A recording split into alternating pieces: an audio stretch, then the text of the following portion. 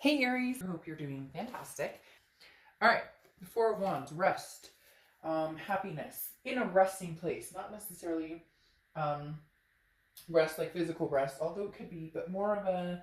The Four of Wands is one of my favorite cards because it comes to a lot of different completions. It comes to could be completing meeting somebody and getting serious. It could be completing, um, you know, a job search, whatever it is. It's a first completion. So it doesn't mean you're fully acclimated or you figured everything out. It just means you're heading in the direction you want. The Four of Wands is a happiness. Okay, it literally is like a resting happiness. Like I know where I'm going. I know what I want. I know maybe who I want to be with or um, what scenario I'm looking for. And even if it's just hanging out, doing your own thing, putting the nose to the grind, making the money, taking care of the fur babies, taking care of the kids, whatever it is, you're in a place of happiness. So either you've gotten over some breakup, you're possibly interested in new love, but nothing's pressing right this minute. Okay? The next card you have is your current position coming into the middle of the month. And you have the Seven of Wands. This card has come up a little bit. It's defense, it's strategies, it's priorities. So Aries, I feel like there's somebody who's wanted your attention for a long time. Maybe an ex, maybe a new partner, maybe both. And I just don't feel like you feeding any more energy into it. Again, that resting happy place with the Four of Wands. The Seven of Wands is again that kind of putting my wall up and feeling like maybe you owe somebody something, but I just don't see you going there. As far as like, if you don't want to talk to anybody, you won't. If you want to talk to somebody, you will. I just don't see you putting time and energy into worrying about what anybody else wants. Somebody wants your attention, or some situation, it could be job related, financially, whatever it is. And I just don't see you saying, hey, I'm going to feed anything into this right now. I'm going to just kind of lay low, do my own thing, make sure my priorities are in check, make sure I'm doing what Aries wants to do, and go from there. The next card you have is how you're feeling coming into the month. This card didn't start appearing until recently. Probably the past few reads, it's really been popping out. You have the Wheel of Fortune. Now, this is internal, how you're feeling towards the end of the month. But the Wheel of Fortune is divine timing. It's unplanned changes. It's things that are set into motion, that are supposed to be guided divinely, that the universe is putting into place, already has in place for you, that you just don't really have control. But I think you're kind of excited for this ride. Like, I feel like you're really excited for this, complete change, complete turnaround. Something is coming in, new or old. Something is um, leaving or changing, or directions are moving. It's very interesting. I feel like some of you have been waiting for this, and you're just kind of like, I'm ready, bring it on. Like, here, like, you knew this was coming on, so you're kind of like, here we go, all right.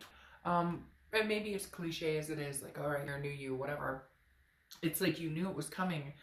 It's divinely timed, and you knew it's like time to embrace it, and you will embrace it. Now, this is your distant past over the past 5-10 years. Could be throughout your childhood, and you have the Lovers, which is Gemini's card, so you could be dealing with a Gemini or have Gemini placements in your chart. But the Lovers card is about love. It is about a duality. It is about passion. It is about romance, all of the above. And the universe is reminding you, in fact, excuse me, and the universe has been reminding a lot of people with this past position lately to have confidence, to have belief, to understand that something lost is something gained, because in the past we've all experienced something that felt crushing or felt daunting or felt sorry, or felt overwhelmingly like, I don't know if I can get through this. I don't know if I could see myself meeting anybody new. All of the doubts and all of the what ifs, the universe is reminding you kindly. Usually lately, for all these reads, it's been like the Strength card or different things, patience, temperance, etc.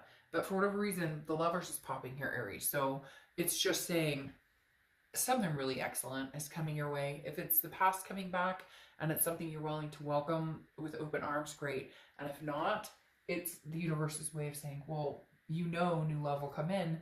It eventually always does. Whether it's love for somebody else, or a passion for a job, or a passion for a project, or adopting cats or dogs or rats or whatever you're into. The Lovers is just reminding you that the passion is within, but also withstanding. The next card you have is your immediate past. So over the past few months, and you have the Page of Swords. Now, the Page of Swords is somebody who's looking for truth, closure, answers. There's questions here. I don't feel like you're searching for it much anymore with this Four of Wands here, and everything else. I think that anything you may have been searching for, you're kind of blocking off now. Whether there was ghosting, whether there's non-communication. The Page of Swords is saying, you know, I thought I needed closure from this, or I thought we needed to give it one more try, or they were like, hey, Aries, you know, one more try, let's make this happen.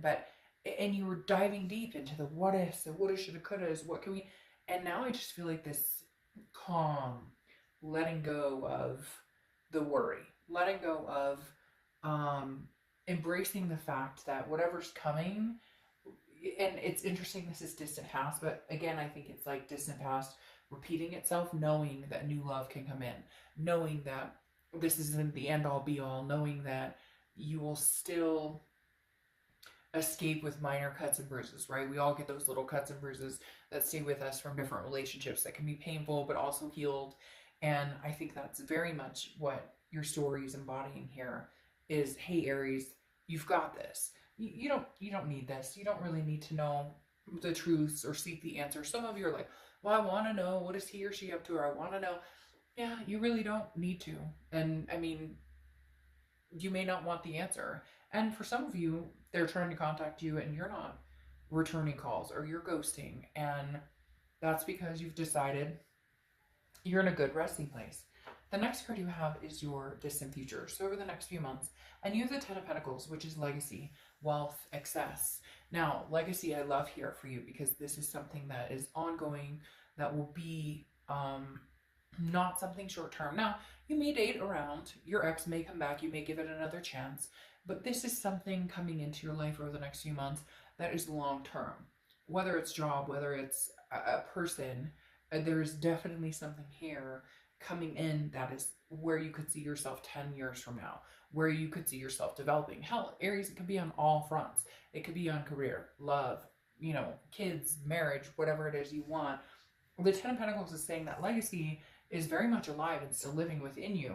Now, what do you do with where you want to go with it? All right. The next card you have is your immediate future. And you have the Five of Wands. The Five of Wands is chaos, priorities. It's trying to get things in check, but it's also competition. So Aries, I get this very, very strong feeling that not only do you have somebody who's interested in you that's new, that your ex is also trying to get your attention and other people are trying to get your attention. It's weird. It's almost like your friends and stuff are kind of like vibing with you more. Maybe you're more energetic. Maybe you're more easygoing. Maybe you're more, I got this, I can handle this, you know, this is, you know, kid stuff, I can make this happen.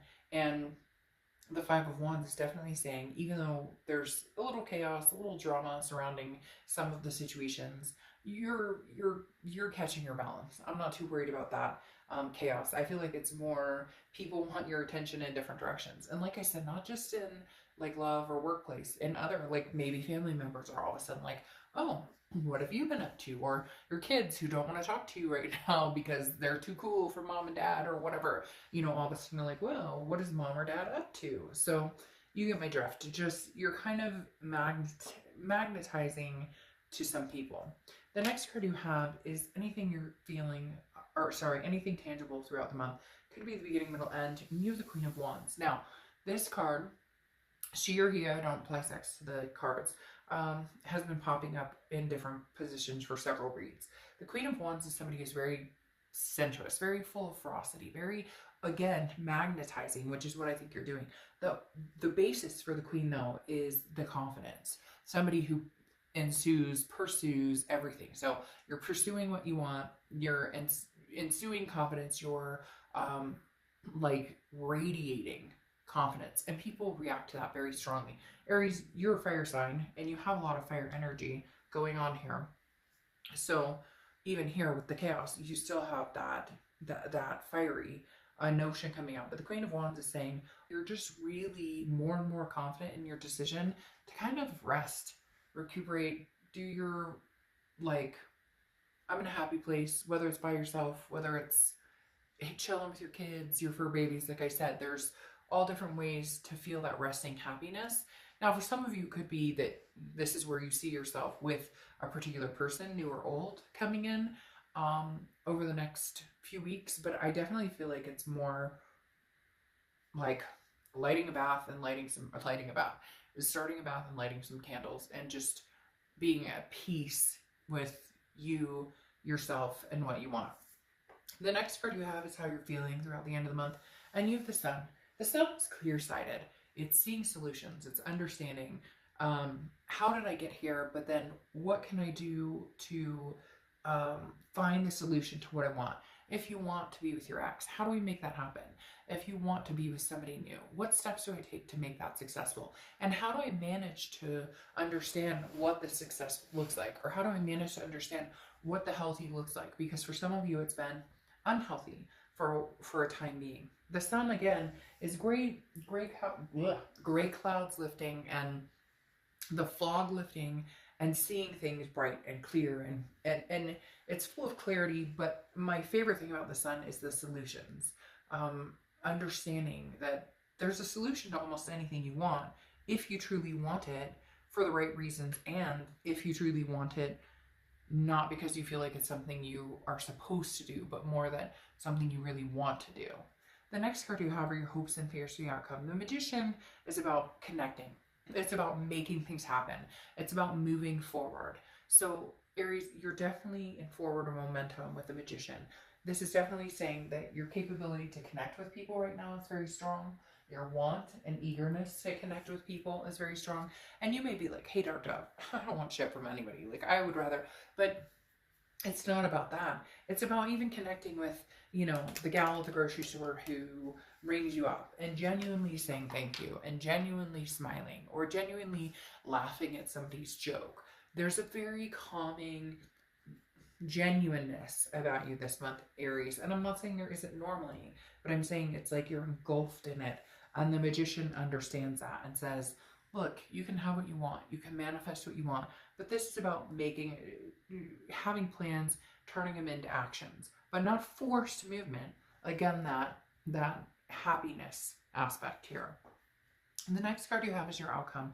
And you have the Knight of Pentacles. Work, cautious, stable, workhorse. So this is definitely you putting your energy into the things that matter, the things that are going to get you to the place that you want to be, okay? The Knight of Pentacles is about making money. It's about, but it doesn't have to just be about work. It could be about working on yourself, working on your family, working on, a new place to live, working on XYZ.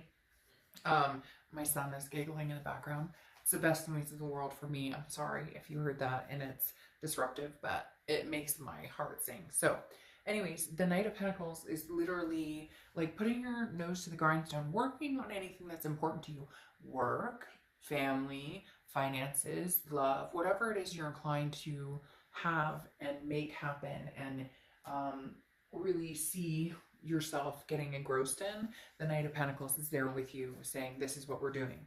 Now, you have the King of Wands clarifying that. The King of Wands is like the end-all be-all of the energy of the Wands. Your top, since you're fire sign and Wands covers that, the King of Wands is definitely embracing the top, the top mojo of the fire sign of where you can go, Aries, what you're capable of. The King of Wands is also very magnetizing, like I was saying over here, that you are. The King of Wands literally draws people to them. The King of Wands is somebody that people want to give a job to, that people want to love, embrace, they want to dote on you. So I really do feel like you have this very strong energy, Aries, this month, saying, hey, it's not even like, you don't even have to say, hey, me. I kind of feel, Aries, like you're going to have like exes coming back and new love coming in, people wanting to be your friends, somebody offering you a new job. So a lot of success going on for you guys right now. Now you have the Hanged Man clarifying, which could be Scorpio, could be Pisces, because the Hanged Man often is thought to be represented, or is often thought to represent Pisces as well. The Hanged Man is about understanding your success though. This is about saying, okay, what what am I willing to sacrifice and what am I not willing to sacrifice?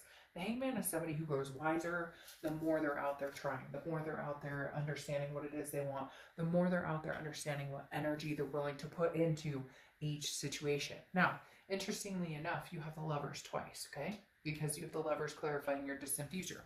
So I do feel like love is coming in. New or old, I'm kind of on the fence because you have the Sun card, which is you kind of seeing solutions as to where it could go. The Wheel of Fortune, which is kind of this karmic connection, like, could it circle back to this person? But then at the same time, I feel like some of you are at this happiness without this person. So it's almost like having this person come back in would cause more conflict than not. Either way, whichever direction you're leaning, whichever direction you're feeling, the Lovers is very prevalent here, which means passion, passionate energy for somebody. It could be passionate energy for a career, but I really do feel like this is somebody that there's passion evoked here. Now, then you have the High Priestess, which is saying, let the universe take the wheel. Anytime I see the High Priestess, this is an unconscious or subconscious way of like understanding what it is you want and just kind of going with your gut. There's a lot here, Aries, where I feel very calm and very calm and not rushing into anything. Like I said, the candles, the bath, that Four of Wands is just speaking to me so clearly because I love the Four of Wands. And right here in your read, it's very substantial in the fact that it's saying, like, you don't have any pressure to do anything you don't want to. And you could be like, shit, dark, there's pressure coming at me. But there really isn't, because we can change that, or we can absorb it, or we can transfer that into exercising or talking to friends or getting out and enjoying yourself more. So there's ways of changing that mentality of the pressure or the stress. And I think that's one thing this year a lot of you guys are going to power up is, how do I de-stress and get what I want? And the High Priestess is very much there with you saying, look, you know, catch your spiritual vibe, ride the wave, like ride the wave, man. Like seriously, just whatever you feel, whatever your instinct shows, that's what you need to really start believing in. Kind of your third eye chakra, all these combined. Aries, there's really good things coming for you. Now you have the Clover, which right side up is good fortune. Well, you have the Wheel of Fortune, good fortune. I don't know how likely that is. There's very little cards in this stack, which I love, by Witchwood Tarot, but like literally good fortune. I mean, can you argue with that? And then you have the Elm. Take a walk to clear your mind. Four of Wands. Clearing your mind. Resting. Happiness. Getting in that place. Aries, of all the reads this month, you have got to have one of the most enduring, confident yet de-stressing reads. Okay. Bye, Aries.